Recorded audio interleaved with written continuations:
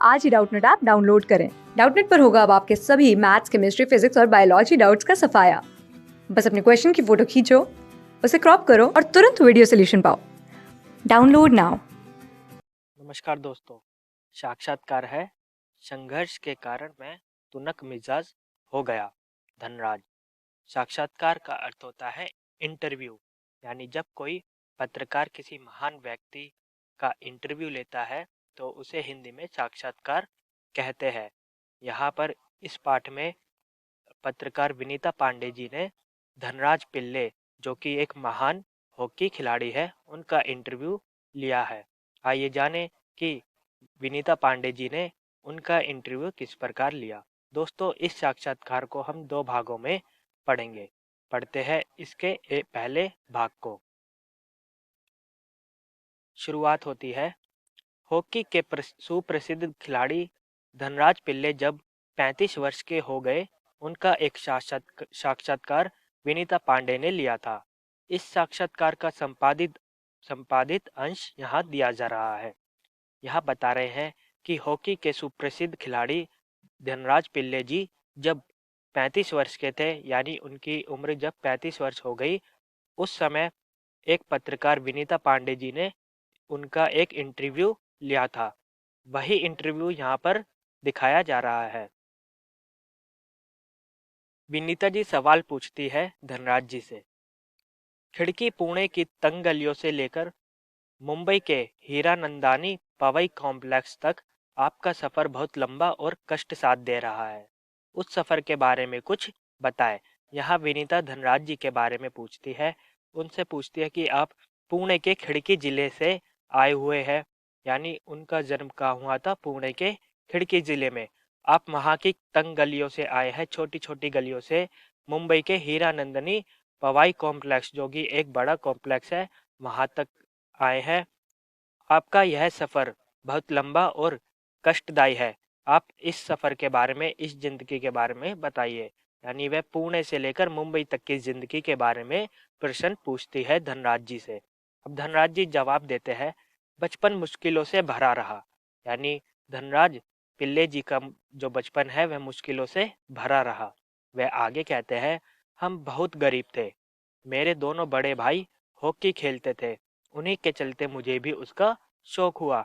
यहाँ धनराज जी को हॉकी खेलने का शौक किससे हुआ? उनके दो बड़े भाइयों से, क्योंकि उनके दोनों बड़े भाई हॉकी खेलते थे। और धनराज जी बताते हैं कि बचपन में वह, उनका परिवार बहुत गरीब था। और आगे वह कहते हैं, पर हॉकी स्टिक खरीदने तक की हैसियत नहीं थी मेरी। अब उन्हें हॉकी खेलने का शौक उनके भाइयों से तो मिल गया, लेकिन उनके पास इतने भी पैसे नहीं थे कि वह हॉकी स्टिक को खरीद सके। वह उस जमाने की, अपने बचपन के हालात के बारे में यहाँ बता रहे हैं। आगे कहते हैं, इसलिए अपने साथियों की स्टिक उधार मांगकर काम चलाता था। वह अपने साथियों की स्टिक, हॉकी स्टिक को उधार लेते थे। वह मुझे तभी मिलती जब वह खेल चुके होते थे। इसके लिए बहुत धीरज के साथ अपनी बारी का इंतजार करना पड़ता था। यहाँ धनराज जी बता रहे हैं कि मैं अपने साथियों की हॉकी स्टिक उधार मांगता था जब मैं बहुत बचपन के समय में। और वह हॉकी स्टिक मेरे साथी मुझे तब देते थे जब उनका नंबर आ चुका था, यानी जब वह अपना खेल पूरा कर चुके थे। और मैं बड़ी संयम से उनके खेलने का इंतज़ार करता रहता, और बड़े इंतज़ार के बाद मुझे वह हॉकी स्टिक मिलती थी अपने साथियों से। मुझे अपनी पहली स्टिक तब मिली जब मेरे बड़े भाई को भारतीय कैंप के लिए चुना गया। यहाँ बता रहे हैं धनराज जी कि मुझे मेरी पहली हॉकी स्टिक उस समय मिली जब उनके बड़े भाई को भारतीय कैंप के लिए चुन लिया गया। उसने मुझे अपनी पुरानी स्टिक दे दी, यानी उस समय भी उन्हें नई हॉकी स्टिक नहीं मिली थी। वह, उनके बड़े भाई की स्टिक उन्हें मिली थी। वह नई तो नहीं थी, लेकिन मेरे लिए बहुत कीमती थी, क्योंकि वह मेरी अपनी थी। यहाँ धनराज जी बता रहे हैं कि जब मेरे भाई ने मुझे वह स्टिक दे दी, वो स्टिक नई तो थी नहीं, लेकिन वह मेरी अपनी थी, इसलिए मैं उसे नए से भी बढ़कर मानता था। यहाँ धनराज जी विनीता पांडे जी को, यानी पत्रकार को, अपने बारे में बता रहे हैं कि कितना संघर्षपूर्ण जीवन उनका रहा है। वह आगे बताते हैं, मैंने अपनी जूनियर राष्ट्रीय हॉकी सन 1985 में मणिपुर में खेली। यहाँ बता रहे हैं कि उन्होंने जूनियर राष्ट्रीय हॉकी कब खेली? सन 1985 में। कहाँ पर? मणिपुर में। तब मैं 16 साल का था। देखने में दुबला पतला और छोटे बच्चे जैसा चेहरा। अपनी दुबली कदकाठी के बावजूद मेरा ऐसा दबदबा था कि कोई मुझसे भिड़ने की कोशिश नहीं करता था। वह बता रहे हैं कि जब वह 16 साल के थे और वह देखने में दुबले पतले और छोटे बच्चे जैसा चेहरा उनका दिखता था। इसके बावजूद उनकी दुबली पतली कदकाठी के बावजूद उनका इतना दबदबा था, वह हॉकी के इतने बढ़िया खिलाड़ी थे कि उनसे कोई भी टक्कर नहीं लेता था हॉकी में। वह आगे बता रहे हैं, मैं बहुत जुझारू था, मैदान में भी और मैदान से बाहर भी। 1986 में मुझे सीनियर टीम में डाल दिया गया और मैं बोर या बिस्तर बांधकर मुंबई चला आया। यानी 1985 में 16 साल की उम्र में उन्होंने अपना जूनियर राष्ट्रीय हॉकी खेला था मणिपुर में। फिर अगले ही साल 1986 में उन्हें सीनियर टीम यानी बड़े लोगों की टीम में डाल दिया गया, क्योंकि वह बहुत अच्छे खिलाड़ी बन चुके थे और सीनियर खिलाड़ी के रूप में उन्हें पहचाना जाने लगा 16 साल की छोटी उम्र में ही। और वह बता रहे हैं कि जब उनका चयन सीनियर टीम में हो गया तो वह मुंबई में चले गए। उस साल मैंने और मेरे बड़े भाई रमेश ने मुंबई लीग में बेहतरीन खेल खेला।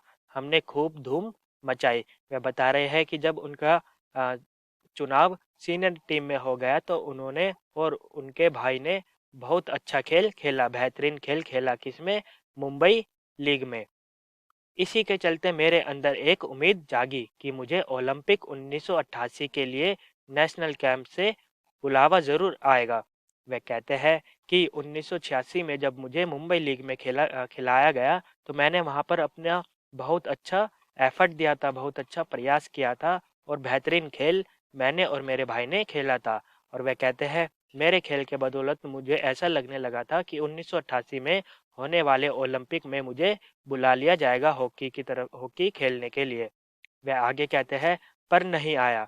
वह जैसा मान रहे थे कि मेरे खेल के बदौलत वह भारतीय टीम से ओलंपिक खेलेंगे 1988 में, लेकिन उनका जो नाम है वह ओलंपिक टीम में नहीं आता है।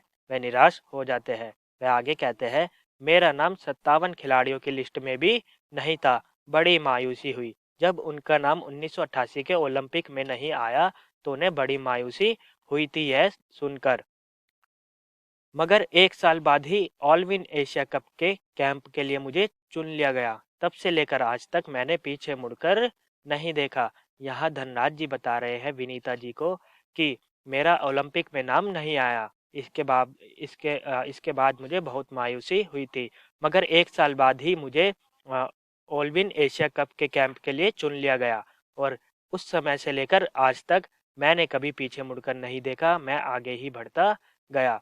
विनीता अगला सवाल पूछती है, आपका विद्यार्थी जीवन कैसा रहा? आपने अपने स्कूल के दिनों से आपके किस प्रकार की यादें जुड़ी है? वह धनराज पिल्ले जी से पूछती है कि आपका विद्यार्थी जीवन यानी जब आप स्टूडेंट थे तो उस समय का जीवन कैसा था?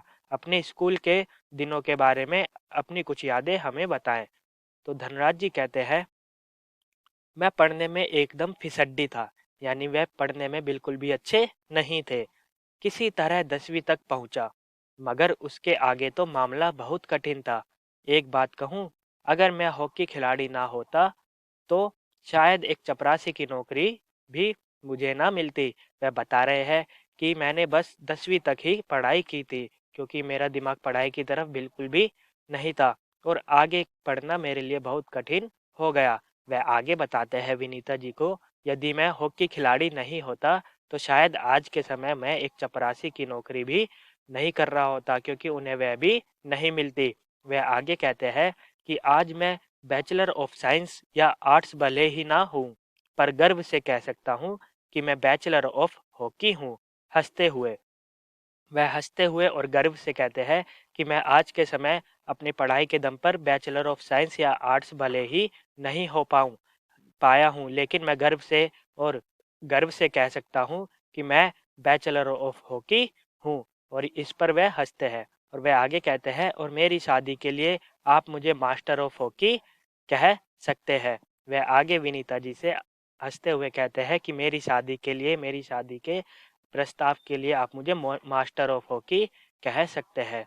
और वह विनीता जी आगे धनराज जी के बारे में कुछ अलग से लेख लिखती है। आइए वह भी पढ़ते हैं हम। धनराज पिल्ले के व्यक्तित्व को रेखांकित करते हुए विनीता पांडे ने लिखा है, वह आपको कभी हंसाता है, कभी रुलाता है, कभी विस्मय से भर देता है तो कभी खीज से भी। उसके व्यक्तित्व में कई रंग है और कई भाव।